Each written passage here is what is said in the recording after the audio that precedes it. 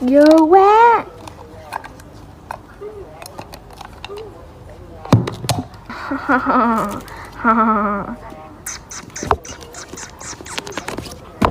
Mình sẽ cho Kali cái vinh dự cuối cùng chỉ có này nha. Ghê quá rồi, dơ quá.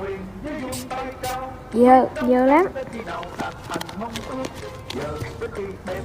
Cũng sạch thôi, được một tí ra.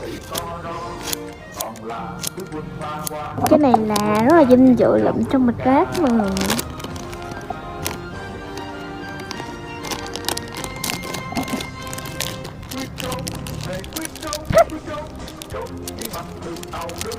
Rồi